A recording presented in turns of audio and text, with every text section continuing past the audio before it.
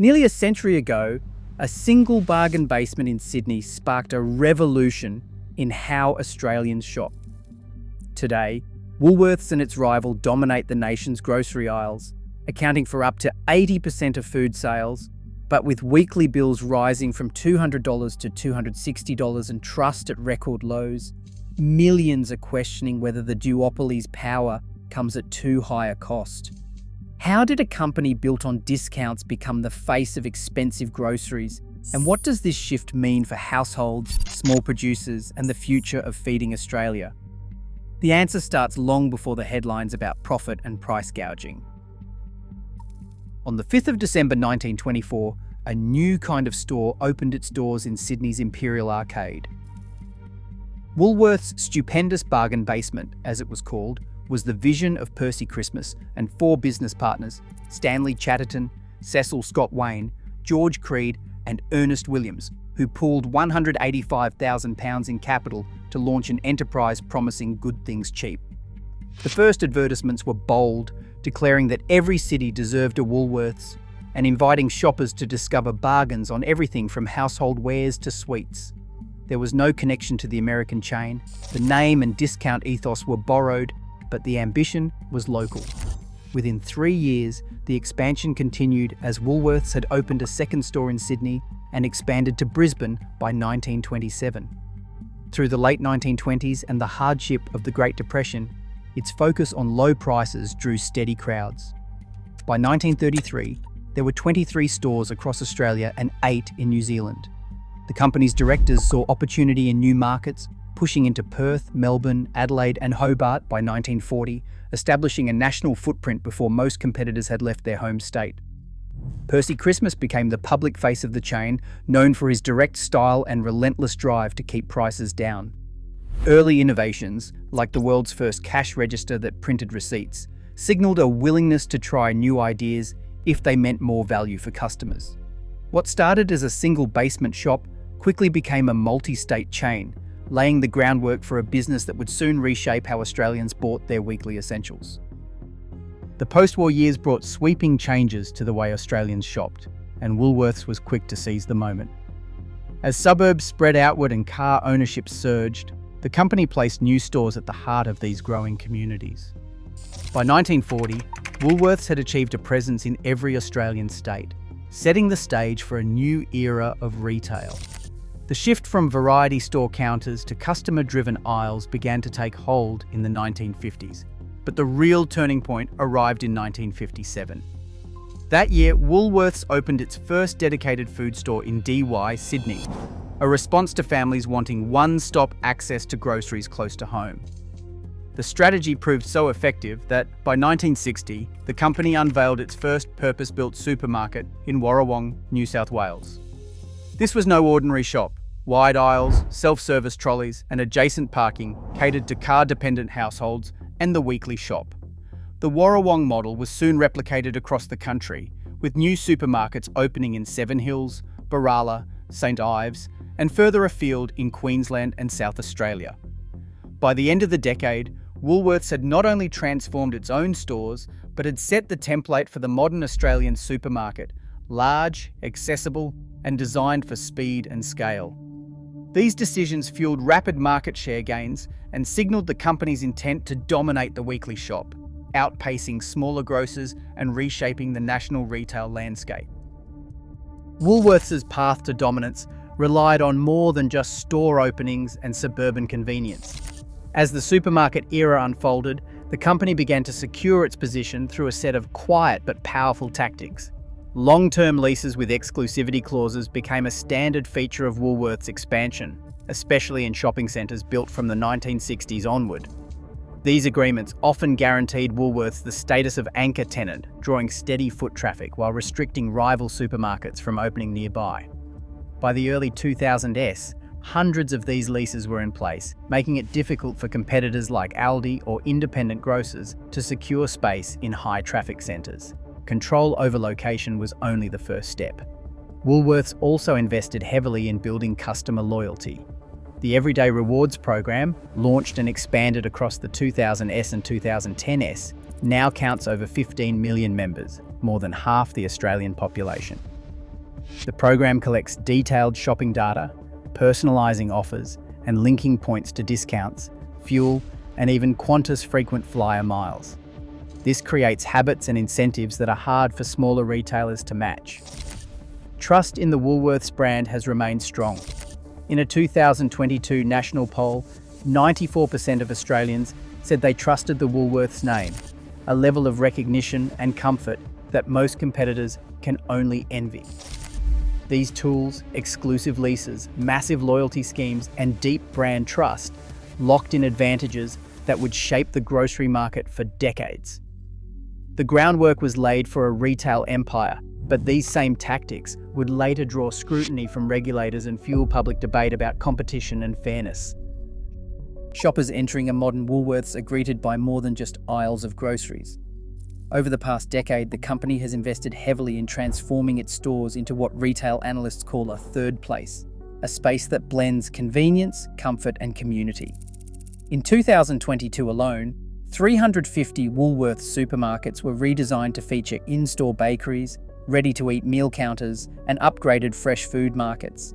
These changes are aimed squarely at urban families and professionals, who prize speed and ease as much as price. Click and collect services, now available in nearly every location, allow customers to order online and pick up groceries without stepping out of their cars. Digital kiosks and mobile apps streamline the shopping process, while expanded deli and bakery offerings encourage longer visits, a strategy that has increased average dwell time by 12%, according to internal company data. For Woolworths, the goal is to offer more than just a weekly shop. It is to become a destination where customers can grab a coffee, pick up a hot meal, and browse specialty items under one roof. This focus on experience and premium convenience helps explain why prices can feel higher compared to discount competitors. The company argues that investments in fresh food quality, digital convenience, and in-store services justify the premium. Yet, as the cost of living rises, this approach has drawn mixed reactions. Some shoppers appreciate the added value, while others feel priced out by what they see as unnecessary extras. The tension between convenience and affordability is now a defining feature of Australia's grocery landscape. Private label brands have quietly become one of Woolworths' most powerful tools for profitability and influence. Essentials, Macro, and other home brands now fill entire aisles, often placed at eye level or on prominent end caps. Industry audits estimate that private labels account for up to 70% of promotional shelf ends in Woolworths stores, giving them a visibility advantage that few independent suppliers can match. This isn't just about branding, it's about economics. Private label products typically deliver gross margins of 25 to 35%, compared to 12 to 20% for national brands. The difference comes from lower marketing costs, direct supplier negotiations, and the ability to control pricing across the supply chain. For small producers, the rise of private label has changed the rules of survival. Many report losing shelf space as Woolworths expands its own lines, with some facing delisting if they refuse to meet the chain's margin demands. Supplier groups have told the ACCC that negotiating with Woolworths means agreeing to tighter terms each year, while independent brands see their share of prime shelf space shrink by as much as 20% since 2020. Woolworths sometimes sources private label goods from the same suppliers who produce national brands, but with different specifications and often cheaper ingredients, according to industry analysts. The result is a system where Woolworths can offer essentials at a lower price point, yet still earn a higher profit per unit than on many branded products. As inflation pushes more shoppers toward budget options, sales of essentials lines have surged, up 15% in 2024 alone. For shoppers, the promise is clear: lower prices on everyday staples. For Woolworths, private label is a margin engine, helping offset rising costs and competitive pressure. But for smaller suppliers, the growth of home brands can mean a fight for survival in a market where the shelves are increasingly owned by the supermarket itself. Self-checkout machines now dominate the front of most Woolworths supermarkets. By mid-2025, more than 70% of stores across Australia had installed them, with over 10,000 lanes operating nationwide. At peak times, staffed checkouts are often outnumbered by self-serve kiosks, a dramatic change from the rows of cashiers that once lined every store. Woolworths points to customer demand for speed and flexibility, noting that nearly two-thirds of transactions in equipped stores now run through self-checkouts. But behind the promise of efficiency lies a growing sense of unease among workers. The company's 2024 enterprise agreement introduced a new productivity clause, requiring employees to adapt to automation and roster changes that match customer flow. The text is clear. Staff must participate in new technology trials and roster optimizations as part of their ordinary duties, with wage increases tied to efficiency gains. For many frontline workers, this has meant fewer hours on the roster, especially outside peak periods, and greater uncertainty about future roles. Union leaders from the SDA have called the deal a trade-off that sacrifices job security for corporate savings, citing a 25% drop in checkout roles since 2023. Disputes over illegal rostering changes have led to formal complaints and back pay orders in several states. Surveillance has also increased. Scan monitoring technology now tracks most self-checkout transactions, raising concerns about privacy and stress for both staff and shoppers. While Woolworths argues that automation creates new jobs in online fulfillment and reduces theft, union voices warn that the human cost is being overlooked. As the drive for efficiency accelerates, the tension between technological progress and secure, meaningful work is becoming a central issue in the supermarket story. Grocery bills have climbed at a pace few Australians can ignore. In 2023, the Australian Bureau of Statistics recorded grocery inflation topping 9%. It was its highest level in decades. Basics like milk, bread, and fresh produce now swallow a larger share of household budgets, with some families spending over $200 a week just to keep the fridge stocked. But rising prices aren't the only pressure point. Shrinkflation has quietly reshaped the weekly shop. A cereal box that once weighed 500 grams now holds just 450 grams, yet the price tag remains unchanged. Similar stories play out across snacks, spreads, and household staples, making it harder for shoppers to track the real cost of living. Unit pricing, designed to help consumers compare value, often muddies the waters instead. Shoppers scanning the fine print find that per gram or per litre costs can jump even when the product's shelf price stays flat. As these discrepancies pile up, frustration grows. Social media fills with photos of shrinking packages and receipts that seem to stretch further every month. Amid public outcry, the Australian Competition and Consumer Commission launched a formal inquiry in 2023 targeting supermarket pricing practices and the mechanics behind both inflation and shrinkflation. Regulators are now scrutinising whether price increases reflect genuine supplier costs or if supermarket margins are playing a larger role than claimed. For many Australians, the numbers are no longer just statistics. They are the difference between making ends meet and falling behind. Australian households are making difficult choices at the checkout, with weekly grocery bills rising from $200 to $260 in just a year. Families and seniors are searching for ways to stretch every dollar. On TikTok and Facebook, shoppers share side-by-side comparisons. One viral post shows a basket at Aldi costing $50 less than the same items at Woolworths. These stories travel fast, shaping new habits. 42% of Australians now switch supermarkets each month, up sharply from previous years. For many, loyalty is no longer a given. In regional towns, some shoppers are turning back to local IGAs, drawn by familiar faces and community ties. Others split their baskets, meat from the butcher, fruit from the market, pantry staples from discount chains. Seniors on fixed incomes report skipping branded products and choosing home brands or bulk packs, while parents plan meals around catalogue specials and clearance racks. The impact goes beyond the till. Trust in major supermarkets has fallen, with only 40% of Australians expressing confidence in the big chains, down from much higher levels just a few years ago. As household budgets tighten, the old patterns of weekly shopping are breaking down. The supermarket giants face a new reality. Australians are voting with their foot, and the numbers show it. Aldi's arrival has changed the rhythm of grocery shopping across Australia. With more than 600 stores now open, Aldi draws customers with everyday staples that average 20 to 30% cheaper than the big chains.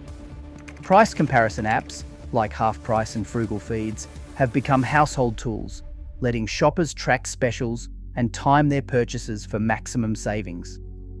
Costco, too, has carved out a loyal following. Memberships jumped 28% in the past year, as families and small businesses stock up on bulk groceries, cleaning products, and meat. The savings can be dramatic.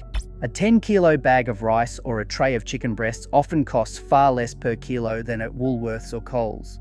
Even Coles, Woolworths' main rival, has leaned into price matching and aggressive weekly promotions to keep pace. More than a third of Australians now split their baskets, buying pantry staples at Aldi, picking up fresh produce at the local market, and reserving Woolworths for convenience or specialty items. This shift is visible in the numbers. Aldi's market share continues to climb, while Woolworths and Coles have seen basket sizes shrink and loyalty waver. For many households, the weekly grocery run is no longer a one-stop affair. Competition is no longer theoretical. It's playing out in the aisles, on receipts, and in the choices shoppers make every day. Supply lines that once seemed invisible have become a source of daily anxiety for Woolworths and its customers. In early 2022, severe flooding in Queensland forced the closure of the company's Brisbane distribution hub, disrupting the flow of more than 1 million tonnes of groceries each year. Trucks sat idle as highways disappeared underwater, and shelves across the state emptied within days. The shock came on the heels of pandemic panic buying, when up to 20% of staple items vanished from stores in March 2020, and rationing signs became a fixture at the entrance. Woolworths faced a spike in fuel and transport costs, adding $500 million to its annual logistics bill. Behind the scenes, logistics managers scrambled to reroute deliveries and restore supply, but the experience exposed how quickly a single break in the chain can ripple out to millions of households. The promise of abundant choice now rests on a system more fragile than many shoppers realise. Woolworths has made bold promises about its environmental and social responsibilities. In 2020, the company pledged to reach net zero emissions by 2050, and in 2018, it removed single-use plastic bags from all stores, eliminating more than 12 million bags from circulation. These moves have earned praise from some quarters, but environmental watchdogs remain skeptical. Critics point to the essentials range, where nearly 30% of packaging is still non-recyclable, raising questions about the depth of Woolworths' commitment. Food waste diversion programs are highlighted in company reports, yet the volume of unsold goods remains significant compared to smaller rivals. For every initiative, there is a counterpoint. Progress on plastic, but persistent packaging waste. Ambitious targets, but slow changes on the ground. As Woolworths faces mounting scrutiny, the gap between public commitments and daily realities is drawing sharper attention from both activists and everyday shoppers. Woolworths reported a net profit after tax of $1.6 billion, even as same-store sales growth slowed to 4.5% and operating costs jumped 12%. The company raised its dividend, but the share price still fell by 8% amid mounting public anger over grocery prices. Investors welcomed the payout, while shoppers and regulators questioned how a business facing rising costs and shrinking baskets could deliver such strong returns. The ACCC's 2024 draft reforms propose breaking the $3 billion duopoly burden on households, urging rules to force clearer pricing and fairer supplier deals. Boardrooms and policymakers now face a stark choice: maintain the status quo or risk sweeping intervention. Right now, Australians face some of the highest grocery prices in the developed world, with the ACCC intensifying its review of supermarket competition in 2024. As household budgets tighten and public scrutiny grows, the balance between profit and trust is more fragile than ever. Whether market power will yield reform or simply reinforce itself remains a live question. The future of food affordability is being shaped in real time,